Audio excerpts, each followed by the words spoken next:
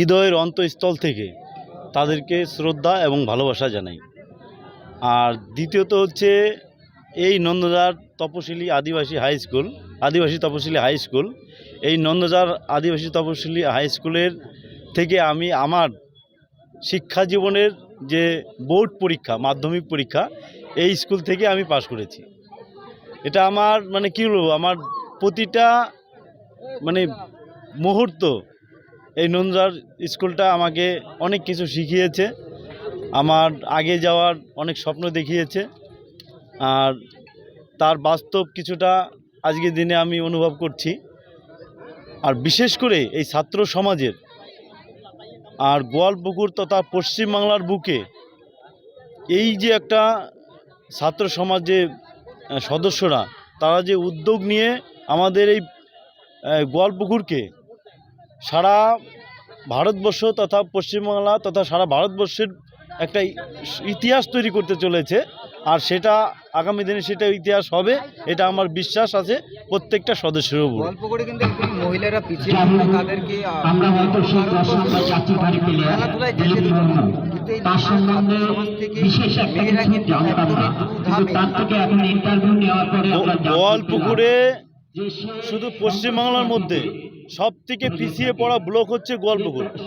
শুধু ফুটবল খেলার দিক দিয়ে নয়, স্পোর্ট জগতের সমস্ত দিক দিয়েই এরা বঞ্চিত। তথাপি এই গোয়ালপুকুরে এই যে ছাত্র সমাজের যে সমস্ত ছেলেপেলেরা আর যত যুব সমাজ, এই যুব সমাজকে এই ছাত্র সমাজের যে সমস্ত সদস্যরা যে দিশা দেখাচ্ছেন, এটা একটা পশ্চিমবাংলার একটা গর্ব এবং ভারতবর্ষের একটা গর্ব। আর এই গর্ব মানে পিছিয়ে পড়া ব্লক, সেই ছাত্র সমাজের যে চিন্তাভাবনা, যে ছাত্র সমাজের যে উদ্যোগ, সেটাকে কিন্তু পিছিয়ে পড়া ব্লকটাকে সামনের দিকে উজ্জ্বল ভবিষ্যৎ দেখতে পাচ্ছি আমরা।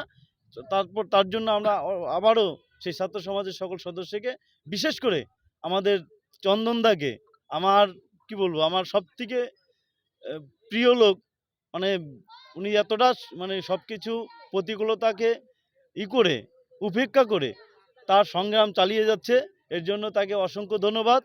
আর আগামী দিনে তার পাশে এখনও আছি, আগামী দিনে থাকবো 100% তার পাশে থেকে তার যে এই সমাজসেবীমূলক কাজ, সেই কাজকে গতি দেওয়ার চেষ্টা করব। বর্তমান সময়ে দেখা যাচ্ছে একদমই যুব সমাজ খেলাধুলামুখী হচ্ছে না, তারা কিন্তু নেশার দিকে এগিয়ে যাচ্ছে। সেই বিষয়ে আপনার কি বার্তা? এর জন্য সম্পূর্ণ দায়ী হচ্ছে বর্তমান সরকার। আপনারা জানেন, কিছুদিন হলো যুব ভাতা যে একটা প্রকল্প চালু করেছে, তারই একজন এমএলএ, এই টিএমসির একজন এমএলএ পরিষ্কার প্রকাশ্য জনসভায় বলেছে যে 1500 টাকা দেওয়া হচ্ছে যুবকদের গুটখা খাওয়ার জন্য, বিড়ি সিগারেট গুটখা খাওয়ার জন্য। তো তাদের উদ্দেশ্যটা কি হতে পারে? আর এই উদ্দেশ্য নিয়ে যদি সরকার পরিচালিত হয়, তাহলে সেই রাজ্যের সব যুব সমাজ নেশাগ্রস্তই হবে, এটাই স্বাভাবিক। আজকে আমাদের ধরমপুর 1, 2 এই জায়গাটাগুলোতে প্রচার ছিল।